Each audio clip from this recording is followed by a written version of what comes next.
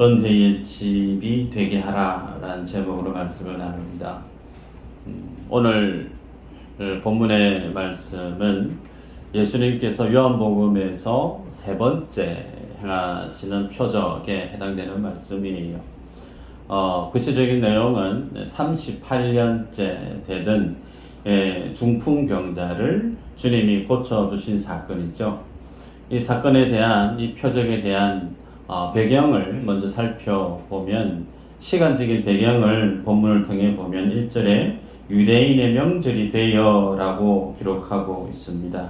유대인의 명절, 정확하게는 이 명절이 어떤 명절인가는 본문에서 소개하고 있지를 않습니다. 때문에 세 가지 명절 중에 하나일 것이다. 유월절 혹은 맥추절 혹은 장막절, 이 세 가지 절기 중에 한 명절이었을 것이다 짐작하게 되죠. 중요한 건 유대인들이 명절로, 하나님의 명하신 3대 명절로 지켜야 될 분명한 기준은 20세 이상의 모든 남자들은 하나같이 성회로 모여야 된다는 거예요. 성회로 모여라 라고 하는 그 말씀의 의미는 무엇과 결을 같이 하느냐면, 이스라엘 백성들이 주님 앞에 지켜가야 될 안식일의 규례와 명절의 규례가 같이 오버랩됩니다. 때문에 우리가 읽었던 10절에 보면 38년 된 병자를 고치신 날짜가 안식일이라 그렇게 소개되어지고 있죠.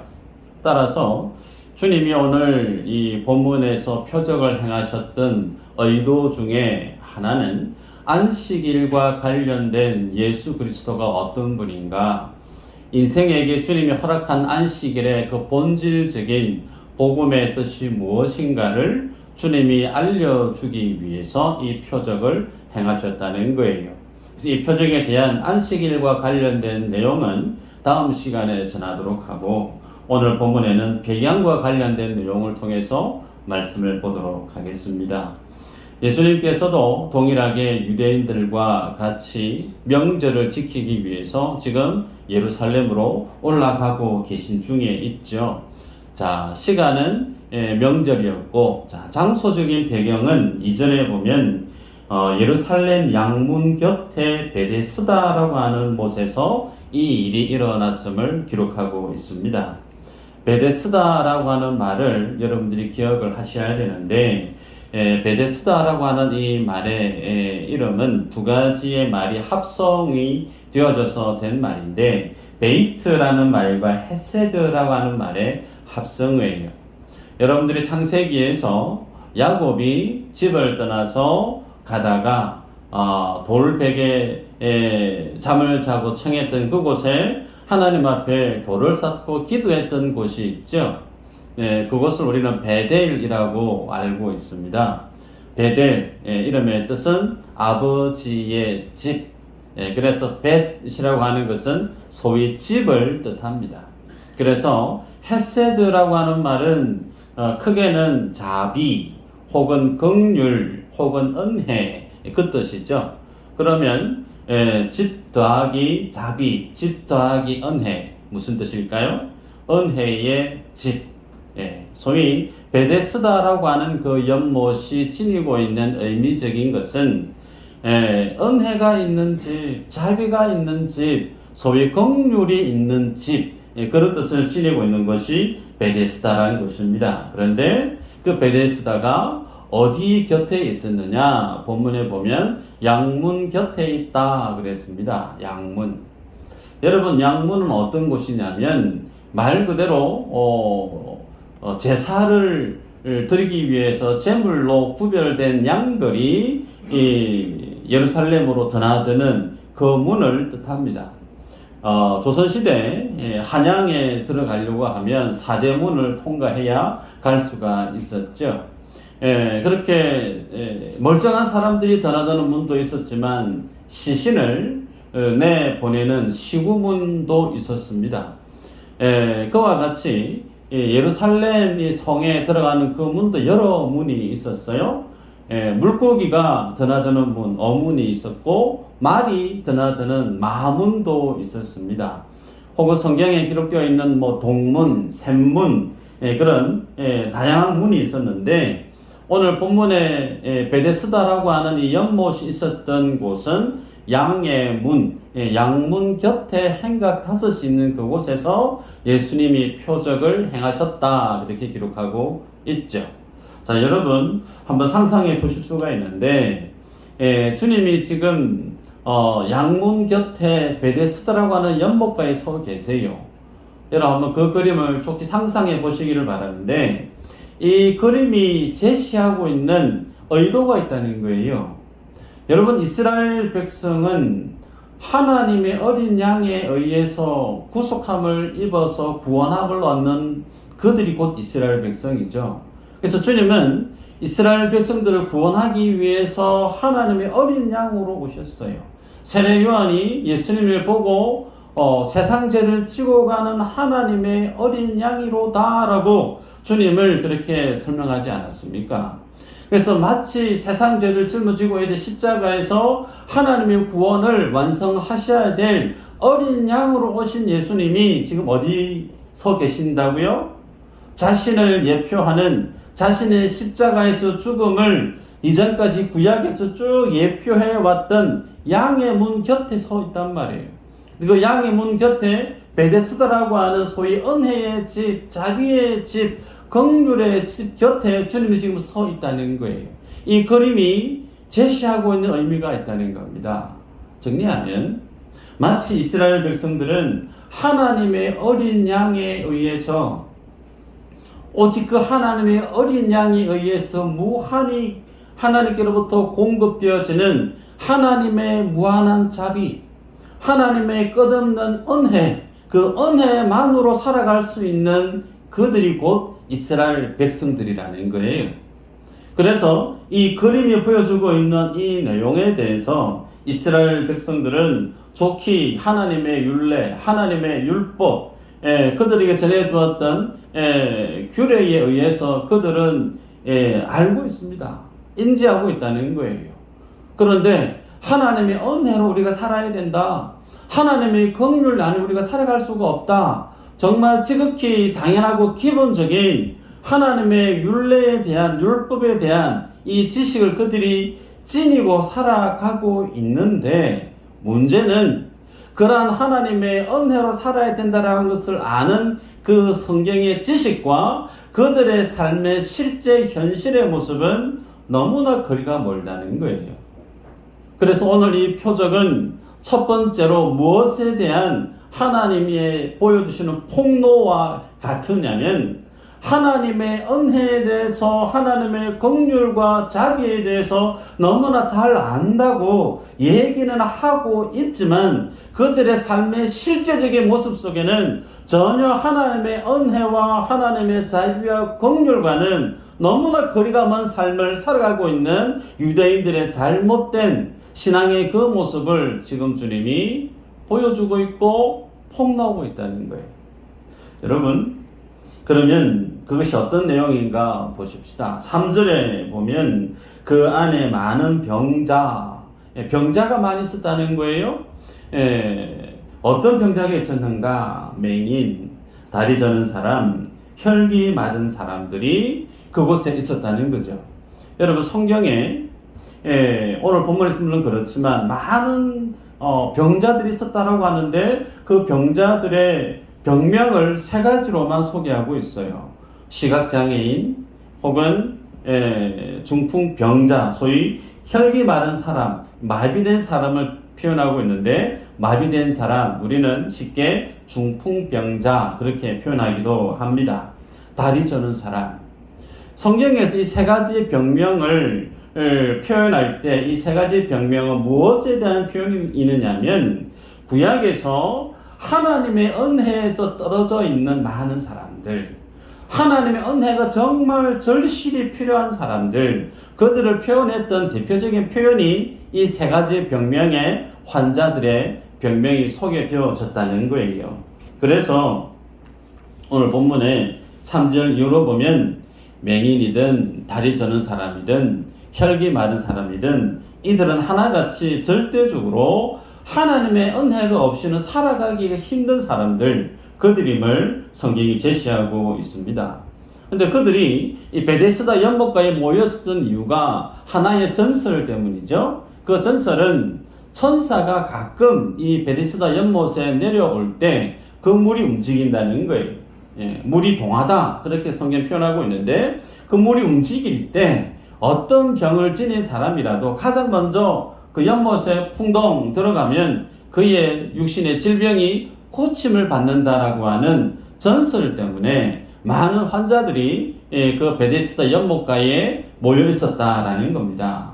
여러분, 말 그대로 정말 물이 움직일 때 육신의 큰 중병을 지니고 있는 사람이 그 물에 들어가서 고침을 받게 되어지면 그곳이 정말 베데스다가 맞을 거예요. 정말 그곳이 참 은혜의 집, 긍휼의 집, 자비의 집다운 장소가 될 겁니다. 그런데 이곳은 전혀 그런 곳이 아니었다는 거예요. 무엇 때문에 그런가? 비정하고도 냉정하고도 무한한 경쟁이 난무하는 곳이 베데스다 연못이라고 하는 부분이죠. 여러분, 경쟁이 있는 곳, 세상은 다 경쟁 사회입니다. 그죠? 우리들은 이미 학교에서 성적 순으로 모든 것이 잘려졌던, 재단되어졌던 한국 사회 속에서 학교에서의 성적과 관련된 경쟁을 다 경험했던 사람들이에요. 학교에서만 그런가요? 아닙니다. 취업을 위해서, 지금 우리 청년들 취업을 위해서 열심히 준비하고 있는데, 취업 그것 또한 뭐죠? 경쟁에서 살아남아야 되는 거예요. 취업을 했다 손 치십시다. 취업에서 입사를 했어요? 입사하고 나면 경쟁이 없나요? 아니에요. 동일하게 입사했던 동기들 중에서도 가장 먼저 어쩌면 좋은 자리, 빠른 성진을 위해서 좋은 성과를 일궈내야 되는 그 경쟁에서 또 그 경쟁에 내몰리게 되죠. 사업을 하시는 분은 어떨까요? 얼굴도 모르는 동종 직업군에 있는 다른 사람과 무한 경쟁 속에 살아남기 위해서 얼마나 숨가쁘게 이 한 세상을 살아가고 있는가 말이에요. 유자 좋아하십니까? 저도 좋아하지만 유자청 먹으려고 하면 쉬운 거 아니에요. 열심히 다른 사람들보다 연구 많이 해야 되겠죠. 한 예를 들어서 그래요. 그런데 그런 경쟁 사회 속에서 경쟁이 없는 곳이 두 군데가 있습니다. 하나는 가정이에요. 가정에는 경쟁이 없어요. 정상적인 가정은 경쟁이 없어요. 아버지하고 자식 간에 경쟁하는 가정이 있을까요? 보기 드물어요. 형제들 간에 경쟁하는 가정이 있을까요? 보기 드물어요. 그런데 간혹 있을 수 있어요. 형제들끼리 혹은 부모와 자식 간에 경쟁을 하는 가정이다. 그 가정은 정상적인 가정은 아닐 겁니다. 안타까움에 있는 가정이. 두 번째로 경쟁이 없는 곳이 어딘가? 교회라는 거예요. 교회. 교회는 경쟁이 없는 곳이 맞습니다. 자, 그런데 그런 경쟁이 없는 곳에 있어야 되는데 오늘 본문에 보면 베데스다라고 하는 정말 자비가 있는, 은혜가 있는, 긍휼이 있는, 소위 경쟁이 없는 곳이어야 되는데 그 현실은 무한 경쟁, 비정한 경쟁이 있는 곳이었음을 성경이 제시하죠. 그래서 주님이 이 38년 된 병자에게 묻습니다. 네가 낫기를 원하니? 물었을 때 7절에 그게 이렇게 얘기하죠.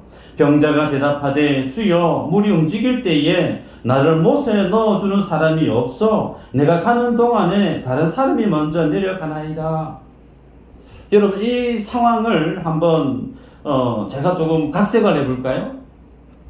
자, 38년 된 중풍병자가 있습니다. 그런데 물이 지금 움직이고 있어요. 정말 물이 움직이기에 이제 내가 빨리 들어가서 내 몸이 나아야 되는데 몸을 이렇게 힘들게 움직이면서 가고 있는데 엊그제 족구하다가 다리 삔 사람이 다리야 하면서 쑥 지나가 버려요. 시각장애인이 있습니다. 정말 오랫동안 기다렸는데 물이 동하는 것을 들은 거예요. 그러면서 뜯어보면서 가장 앞서 가려고 막 하고 있는데 잠시 비켜봐요. 눈에 다리끼가 들어가는데 잠시 먼저 들어갑니다. 소위 그런 분들이 앞장서서 그 못을 향해서 지나가 버렸다라는 거예요. 여러분, 이런 모습 속에 있을 때 정말 그것이 베데스다라 할 수 있을까라는 거예요. 정말 그것이 자비의 집, 은혜의 집이라 말할 수가 있을까라는 거예요. 거진 아수라장이 아니겠는가? 은혜가 없는 비정한 경쟁만 난무하는 곳이 베데스다가 아니었겠나 싶습니다.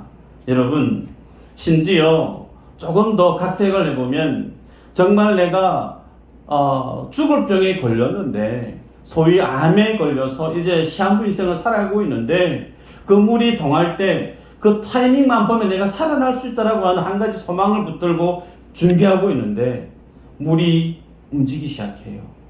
그럼 거기에 건강한 사람이, 다리에 피눈이 난 사람이, 혹은 위장에 속쓰림을 경험하는 사람이, 혹은 두통이 있는 사람이 가장 앞장서서 가고 있는 거예요. 물에 들어가려고 하는데 시한부 인생의 사람이 다리를 쩔뚝이면서 이렇게 가고 있는데 그 모습을 가만히 보고 있을까요? 좀비 영화 혹시 보셨는지 모르지만 피 흘리고 막 이렇게 몸을 걱정하면서 앞서가는 사람을 끄집어 당기는 거예요. 좋게 걸을 수도 있다는 거예요. 다른 사람이 앞장서서 물에 발을 넣으려고 하는데 안 돼! 내가 먼저 들어가야 돼! 머리를 잡고 당길 수 있습니다. 옷을 잡고 넘어뜨릴 수가 있어요. 혹은 더 심지어는 다른 사람보다 내가 먼저 가기 위해서 나보다 앞서가는 사람을 넘어뜨릴 수도 있고 위해를 가할 수도 있는 상황이 베데스다 연못가에 일어나고 있는 현실적인 모습이었다라는 것을 우리는 좋게 상상할 수가 있습니다. 여러분, 이런 모습이 세상의 모습이죠. 세상은 이런 모습 속에 살아갑니다. 문제는 세상만 그러한가? 아니요. 교회도 이런 경쟁 구도 속에 있습니다. 주일학교 사역을 다 한 번쯤은 교사로 하신 분이 많이 있을 텐데 한 예입니다. 학교 앞에 전도를 가요. 전도 가면 다양한 교회에서 전도 나온 분들을 만나게 됩니다. 그러면 우리만 전도 온 게 아니고 다른 교회에서 전도 왔으니까 인사하면서 전도 열심히 하세요. 그렇게 서로 격려하면서 하면 얼마나 좋겠습니까? 그런데 현실은 제가 경험했던 현실은 안 그랬어요. 불러요. 일로 와봐. 부르면 오면 있잖아. 저 교회보다 우리 교회가 훨 좋은 교회다. 저 교회 가면 안 돼. 우리 교회 와야 돼. 작게 얘기해도 그 소리가 들릴까요? 안 들릴까요? 들려요. 우리 교회가 저 교회보다 안 좋은지 뭘 보고 판단하는지 모르지만 그렇게 다른 교회를 평가절하하는 것은 예사입니다. 저 혼자 경험했나요? 그보다 더한 걸 얘기할까요? 미수절 교회에 다니던 성도가 마음이 이런저런 상황이 안 돼서 다른 교회를 갔어요. 등록을 했어요. 저는 아직 그러지는 않지만, 그러면 보통 목회자분들이 어떻게 처신을 하느냐면 그 교회 목회자에게 전화를 겁니다. 그러면서 오만 말을 많이 해요. 적나라하게 표현하면 왜 우리 교회 성도를 빼갔냐 이거예요. 왜 관계를 맺어서 전도를 하고 그렇게 해서 친하게 지내서 우리 교회 성도를 이렇게 빼갔냐. 죽을래 살래. 실제로 제가 중국에 있을 때 그런 선교사님을 뵀어요. 그래서 너무 마음이 아픈 거예요. 내 양이기 이전에 하나님의 양인데 마치 교회의 재정을 위해서, 교회의 출석을 위해서 성도 한 분의 그 삶을 두고 목회자끼리 정말 입에 담기 힘든 그런 말들을 주고받는 그 모습들을 제가 봤습니다. 교회끼리만 그럴까요? 교회 안에도 마찬가지예요. 이전에 한국 교회 안에 각 기관별 전도를 위해서, 어떤 행사를 위해서 많은 사람들에게 명분은 그래요. 하나님의 선한 사역을 위해서, 선교를 위해서 열심히 전도하십시다. 그러면서 각 기관별, 각 구역별 전도 데이터를 막대 그래프로 그렸던 적이 있어요. 교육자 사무실에 가면. 그러면서 막대 그래프에서 좀 뒤처지는 구역에 담당되시는 목회자는 담임 목사님한테 찐빠를 먹어요.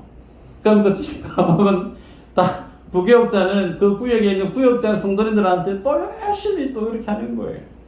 그러면서 어떻게 해서든 교회에 전도의 데이터를 끌어올리기 위해서 명분은 좋아요. 죽은 영혼 살리는 전도 얼마나 중요한가. 그러면서 구역끼리 경쟁을 부추깁니다. 교육자끼리 경쟁을 부추겨요. 혹은 자선바자회 하면서 많은 일들을 하나님의 선한 사익을 위해서 한다고 얘기를 하지만 내막을 들춰보면요, 그 안에 인간의 자기의 자존심, 자기의 의, 자기가 인정받고 싶어하는 자기의 모습이 그 안에 얼마나 많은지 몰라요. 그래서 일을 하면서 그 일 때문에 다른 사람이 상처받아서 교회를 옮기니 많이 저 사람하고 내 얼굴을 내가 보니 안 보니 그런 말들이 교회들마다 있었다는 거예요. 그렇게 신앙생활을 하게 되어지면 나중에 그분은 천국에 대한 부분도 그렇게 고정관념을 지니고 살아갑니다.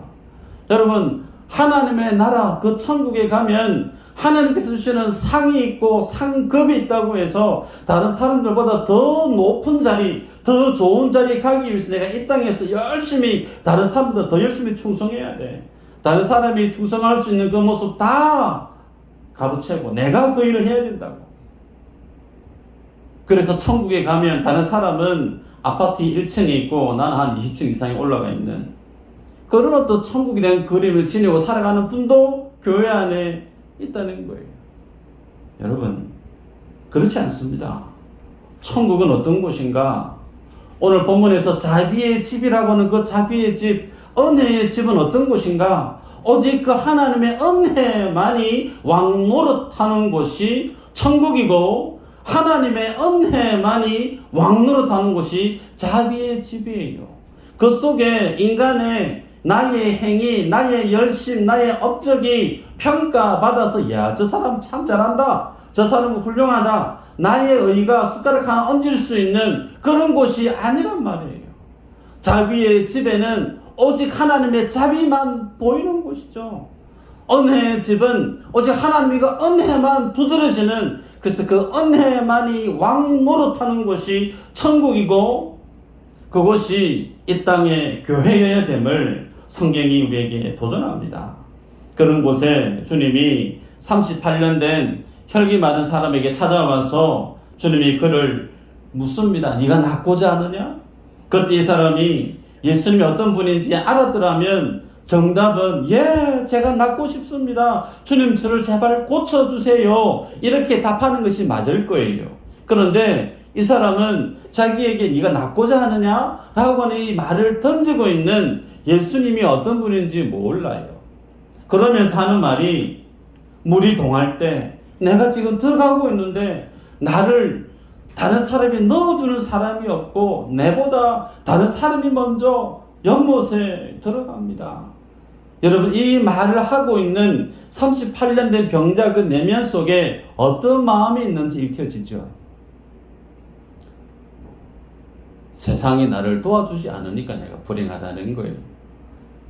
나보다 더 배경이 좋은 사람, 나보다 더 백이 든든한 사람, 그 사람들이 내 뒤에 있었는데 그 사람들이 내 앞서서 달려가기 때문에 내가 지금 낫지를 못하고 여전히 이 질병 속에 있다고 세상을 향해서 원망과 불평을 토해내고 있는 이 사람의 모습을 보게 되죠. 여러분, 이 모습이 어떤 모습인가? 마치 하나님의 은혜로 내가 구원받아야지, 하나님의 자비로 내가 하나님의 백성이 되어야 되지라고 하면서 실제 삶의 모습에는 하나님의 은혜가 뭔지 관심이 없어요. 내 열심이 앞서는 거예요. 내 행위가 앞서는 거예요. 내 노력이, 내 능력이, 내 조건이, 환경이 더 중요하다는 거예요. 그러면서 마치 100m 달리기 앞장서서 준비 땅 하면 가장 앞장서서 그 연못에 뛰어들어가려고 하는, 마치 나의 열심으로 나의 노력으로 하나님의 구원을 완성하려고 하는 유대인들의 잘못된 믿음의 그 한 단면을 주님이 지금 이 베데스다 연못가에 일어난 사건으로 보여주고 있다는 거죠. 여러분, 그러면 이 38년 된 병자를 주님 어떻게 고치시는가 볼까요? 주님이 다른 사람이 먼저 나보다 앞서갑니다. 나를 못에 넣어주는 사람이 없어서 그렇습니다. 그럴 때, 그래? 그럼 내가 너를 가장 연못 가까이에 팔만 그냥 살짝 놓으면 들어갈 수 있는 곳에 옮겨줄게. 그렇게 38년 된 병자를 도와주나요? 아니에요. 이 사람은 가장 연못 가까이에 옮겨놔도 다른 사람이, 건강한 사람이 다리 붙들고 당겨버리면 답이 없어요. 아무리 능력을 탓하고 다른 사람을 원망을 해도 자기의 능력이 전무하기 때문에 그 못에 들어가서 몸을 낳을 수 있는 능력이 전무하기 때문에 어떻게 주님이 다르게 도와줘도 똑같다는 거예요. 여러분, 그런 그에게 주님이 내 자리를 들고 일어나 걸어가라 라고 하는 말씀 한마디 하십니다. 여러분, 이 말씀 속에서 이 38년 된 환자, 왜 성경이 38년 된 환자로 소개하는가 한번 볼까요? 성경 구절 한번 찾아보십시다. 신명기 2장 14절 한번 읽어볼까요? 시작.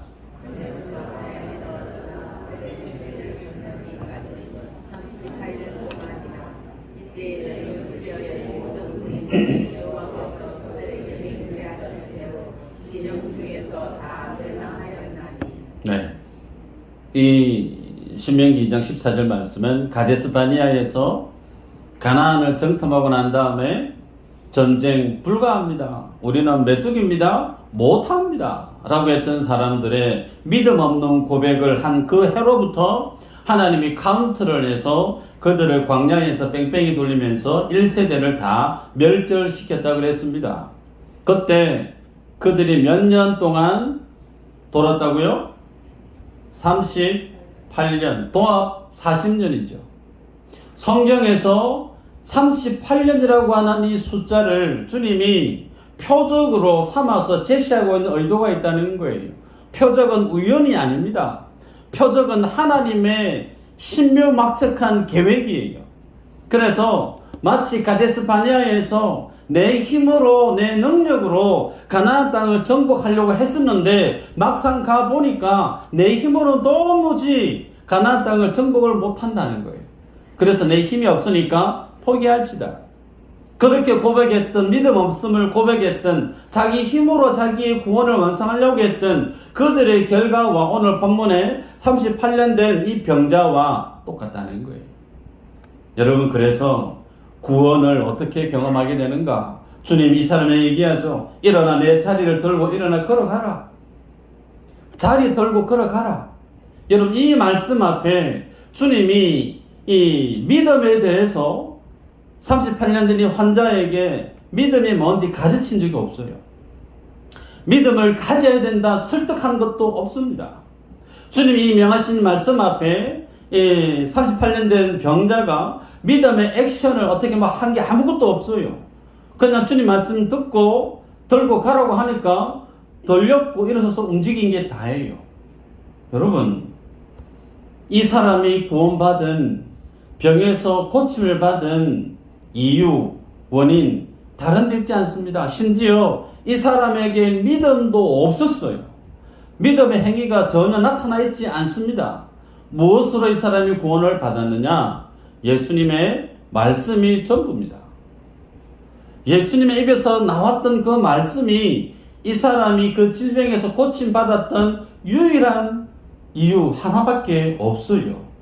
그러기에 여러분, 오늘 성경이 우리에게 도전하는 것은 하나님의 말씀이 곧 능력임을 우리에게 비춰줍니다. 은혜가 무엇인가? 어떻게 하면 은혜를 누리는가? 다른 거 아니라는 거예요. 하나님의 말씀이 하나님의 말씀으로 내게 들려지면 끝난 거예요. 그래서 그 하나님의 말씀 듣기를 사모하는 자는 오늘날에도 그 하나님의 말씀의 능력은 전혀 가감없이 동일한 줄 믿으시기를 바랍니다. 개그맨 중에 윤성호라고 하는 분이 있어요. 머리가 없어요. 머리가 안 난대요. 그래서 그분이 요즘에 류진 스님으로 해서 떠서 많은 사람들에게 각광을 받고 있습니다.